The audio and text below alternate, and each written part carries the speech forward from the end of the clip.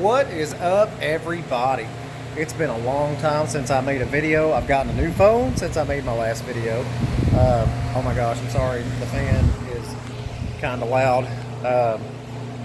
Anyway, so big things have happened since earlier this year. I have decided to go into business for myself and do personal watercraft repair.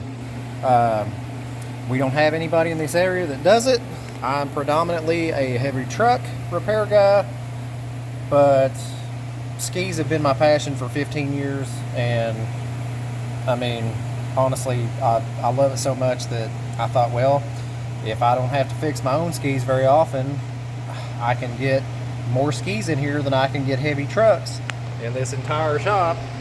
So anyway, I've got the first project here that I want to make a video on is a Sea-Doo GTS, and it come in with a cavitation problem. So I thought, all right, he said that it would not accelerate. His 14-year-old son was on it. They tried to accelerate after leaving the trailer and it just would not go. So I got to doing some research because I couldn't find a whole lot of information on a GTS 90 because that was just kind of a proprietary model. And I was like, what?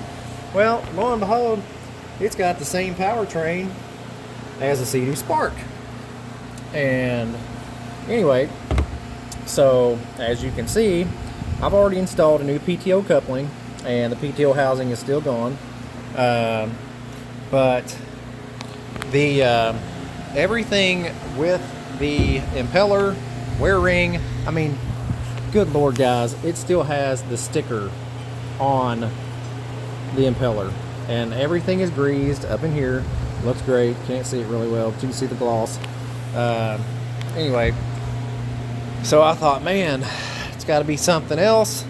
Got to looking at the Sea-Doo stuff or the Sparks, and lo and behold, you've got the issue with the PTO shaft. And anyway, I don't know if you can see, here's the PTO. I've done stuck the coupler back in it just for reference purposes. Man, it's ate the H or F, whichever word you want to use. It's toast. There's no grease in it. There's a light film on the back side. Just, that's pretty much it right there. See the little gloss? That's it. And the powder, pretty much, you know, the metal powder, if you will. In comparison, the old one to the new one, I mean, look at the bevel difference. That's at least 30 thousandths, if not more. But anyway, it's trash. And so anyway, I put on a new coupler, and I thought, all right, how am I going to get this off?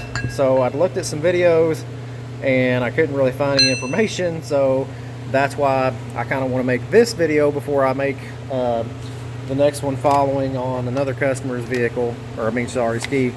So he's saying vehicle because, you know, heavy truck, whatever. Another customer's rig. But anyway, so I've got a mini ductor, and I took the new PTO coupler. I wrapped the coil of the mini ductor that comes in the kit around it, and these tools are great. They use no gases, no nothing, just basically a small microwave transformer in here. And anyway, so you put the coil, once you mold it to your new PTO sleeve, just put her around there about like that, and just give her a good probably maybe 10-12 seconds, and she's going to warm up so hot. There's no Loctite on these. They're almost like a fan clutch on a big rig or automobile or truck, but counterclockwise. I lift weights every day, and I'm telling you, I had a 2-foot cheater pipe on a monkey wrench, and you can see how I distorted it. It did not want to break loose before I heated it, but after I heated it, oh, it was like butter, man.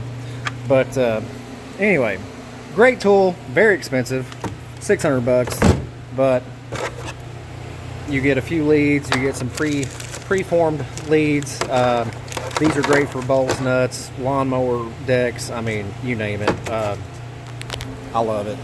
But anyway, so just a little insight. You know, I went a little bit farther on this machine than I needed to. I took the intake off. Before you start to try to obviously remove the PTO coupler, you got to hold your crankshaft still. I went ahead and bought 2 of these tools, but the crankshaft holding tool, if you don't feel like buying the manual for the GTS 90 or whatever, any of the other skis on the market that you may own, this is the Sea-Doo. May not be the original Sea-Doo tool, but this is the crankshaft holding tool. I do not remember the part number, but what you do is you have to remove your valve cover. And once you remove your valve cover, I suggest you take your plugs out, because taking your plugs out allows you to turn the engine over unscathed, no resistance, whatever. So the Ace 900 engine is super simple. Whoops, my valve cover gasket came off. We're not going to worry about that. We don't need that where we're going. But once you get the crankshaft, or turn the engine over until, and this is by means of, sorry, don't let me grab a light real quick. This is by means of the service manual. I don't even remember what page it is, but once you get your intake, see the IN and the EX, once they are lined up, right there, that would be 3 o'clock and 10 o'clock. Your number 2 cylinder, top dead center.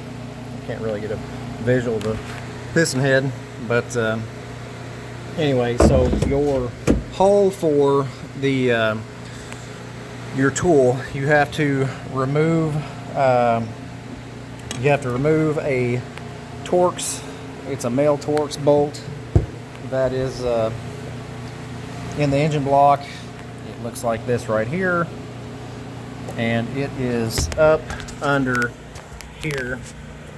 I don't know if you can see that. I'm trying, but right behind the starter is where that screw goes. You remove the screw, the bolt, and you put the tool in once you have your cam gears in that position. And the tool is supposed to torque to 17 foot-pounds. Man, I think that's honestly a little bit more real estate than than what it needs to be, because I don't know about y'all, but if I was going to torque something like that down to 17 foot-pounds, I'd be a little, well, I'll be honest, I was a little bit scared. And anyway, so I just left it where it was. I kind of snugged it pretty snug. I'd say probably 8 foot-pounds. But anyway, so really, that's about as far as I'm at for now, because once I pulled everything apart, the plot thickens. It gets better, I promise. This is why the rental companies have Yamahas and not Sea-Doos. If I'm lying, I'm dying, I promise you. Look, I've got a Sea-Doo, or I've got a Yamaha. I've got 2 of them. I've got one's a 2-stroke, and I've got one that's a 4-stroke. I fixed both of them. Bought both of them super cheap. And fixed the both of them, and I have done marred that oil seal all to hell. It's a good thing I've got new ones coming. But so these 2 debris seals that are in here, look at the second one. That is heat gouging if I've ever seen it. There is no grease in here whatsoever between these seals. This one, the oil seal, I get it. You know, after 2020, BRP or Rotax, they changed the design of these, and they actually implemented a actual live oil jet into this housing somewhere around this flange, and it actually injects pressurized oil into this sleeve. And the only thing I can think of, here's your seal surface, is actually, I'm sorry, this is your seal surface. This goes on the crank. This is coated with a Teflon material. I assume they probably drilled maybe one hole in here, maybe two, similar to a crankshaft on anything automotive, whatever.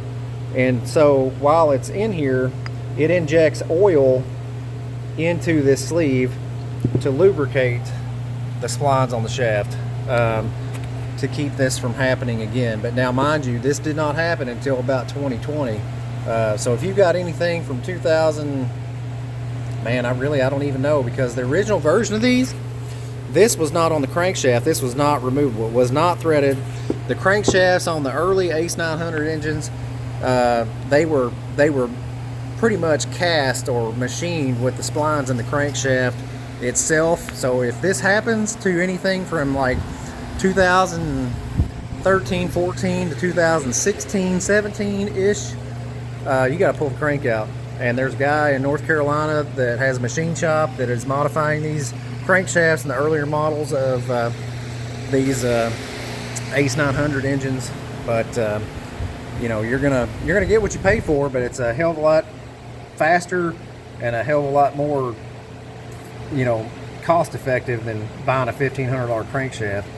You know, that's pretty evident. But anyway, I hope everyone finds this somewhat informative. I'm not very good on my editing skills, and honest to God, I just don't have time. I've been mowing grass today. I'm trying to get out here and get some of this stuff done.